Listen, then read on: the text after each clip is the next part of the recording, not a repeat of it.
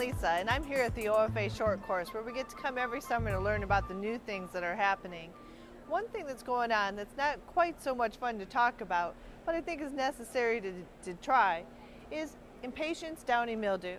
Impatiens are one of our favorite plants because they do so well out in the shade and really add a lot of color to shady areas where other plants haven't really been able to do quite so well. Unfortunately, there's a disease that's hurting impatiens called downy mildew. Basically, what it looks like is your impatient gets this fuzzy kind of powder on the underside of the leaf. It almost looks like you put baby powder on the underside. And not too long later, the whole plant collapses and it dies. There's not a whole lot you can do about it once you actually get infected with it in the garden, and it lasts for a long time. So if you have it, you end up having to not be able to use impatiens for several years. That's right, several years, because it just keeps staying in the ground even though there aren't any impatiens there. So it's a bad problem. We're really trying to figure out what to do about it.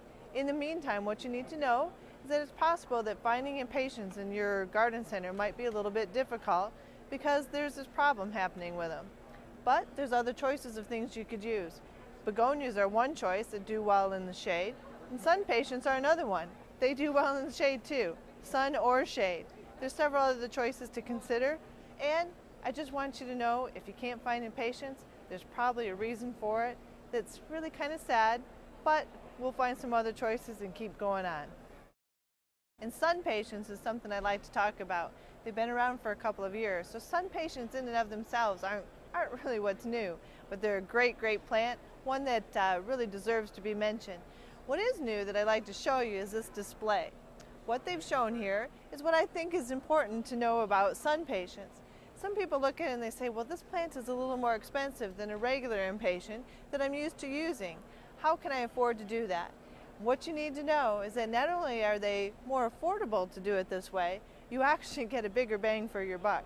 Because when you spread out impatiens, you have to put the regular kind of impatiens, you have to put a whole bunch of them to get the same kind of full look. Where SunPatiens, they're so big and so vigorous that you don't have to put nearly as many to get that really huge impact, that wow look that makes people stop and say, I'd like to know what that is. They look great, and when you just use a few of them, they really fill in. It's a terrific plant. SunPatiens.